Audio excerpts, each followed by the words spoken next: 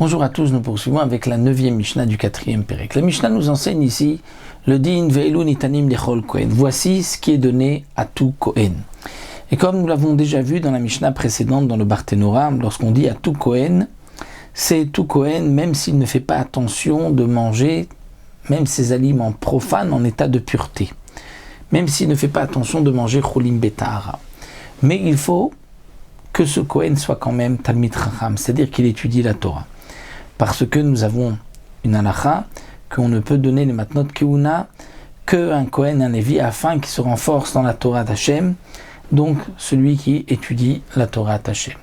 Voici ce qui est donné, donc nous dit la Mishnah, à tout kohen. Acharamim, les charamim qui sont au kohanim, c'est-à-dire lorsque quelqu'un dit cherem.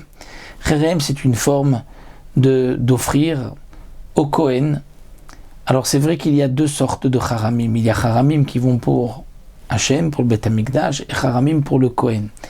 Et il y a une marloquette dans la Gemara, lorsqu'on dit cherem tout court, est-ce que c'est pour Kohanim ou c'est pour Hachem, en tout cas, ou bien, d'après le Mandamar ici, cherem stam, c'est pour le Kohen, ou bien il a précisé cherem pour le Kohen, à qui on donnera, donc à tout Kohen. De même à Bechorot, les premiers-nés, c'est-à-dire de son troupeau, s'il n'a pas de défaut, il doit donc le sacrifier. S'il y a un défaut, il sera donné à manger au Kohen, bien sûr. De même, le Pidyon Aben doit être donné au Kohen et à n'importe quel Kohen, ou Pidyon Peter Chamor. Et le Pidyon Peter Chamor, c'est lorsqu'on a un premier-né de son ânesse, on doit l'échanger contre un agneau. Ve'azeroa valechaim ve'akeva. Lorsque on égorge une bête, nous devons donner le bras, c'est-à-dire la patte d'avant droite, les joues et la panse au Kohen. Vereshit Agez, lorsqu'on va tondre les moutons, on doit d'abord donner une partie au Kohanim. Shemen Srefa, de l'huile de terouma qui est devenue impure et qu'on doit brûler. On va s'en servir comme combustible, comme pour éclairer.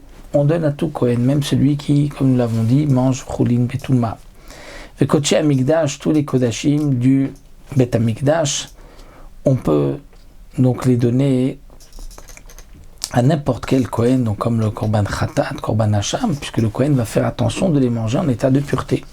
De même, Bikurim, les prémices. Mais Rabbi Yehuda osser Bikurim. Rabbi Yehuda interdit de donner à n'importe quel Kohen les prémices, de peur que les Kohanim ne vont pas faire attention, étant donné que dans les prémices, il n'y a pas de Avoda au Bet Amikdash. Donc, il avait peur, Rabbi Yehuda, que l'on donne les bikurim à n'importe quel Kohen, de peur que ce ne soit pas mangé en état de pureté, et les bikurim doivent être mangés en état de pureté. Karshine Teruma, la Mishnah poursuit avec les Karshine Teruma. Karshine Teruma, c'est une sorte de légumineuses qui ne sont mangées généralement que par les bêtes, par les animaux, et seulement, comme dit le Barthénora, en cas de famine, sont mangées par les hommes. Les Karshine Teruma, donc on a prélevé la terouma des karchines, mais est-ce qu'on peut les donner à n'importe quel Kohen? Nous avons vu plus haut que, et on était parti de là-bas, que la chala ne pouvait pas être donnée à n'importe quel Kohen, seulement la chala de Chutz La'aretz. Parce que généralement, la terouma, la chala doit être donnée à un Kohen qui mange même choulin, même ce qu'il a de profane, qui n'est pas kodesh, qui n'est pas terouma, mais qui lui mange en état de pureté. Et donc c'était un tel Kohen qu'on donnait la terouma, pour être sûr qu'il mange aussi la terouma en état de pureté.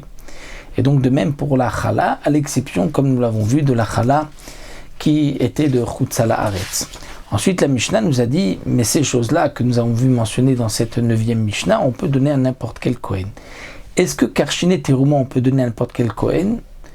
Ou c'est comme la terouma, il faut donner seulement à un Kohen qui fait attention? Et là, nous avons une marloquette. Rabbi Akiva permet, Khamim interdisent, parce que Rabbi Akiva considère que ce n'est pas vraiment un aliment, puisque c'est donné à manger aux animaux, alors que les Khamim disent non, c'est quand même un ochel, étant donné qu'en cas de famine, on mange aussi, les hommes mangent les karchine et terouma, donc il faudra faire attention, comme la terouma, de ne donner que à un Kohen qui mange donc tous ces mêmes choulines, même ce qui est profane, il le mange en état de pureté.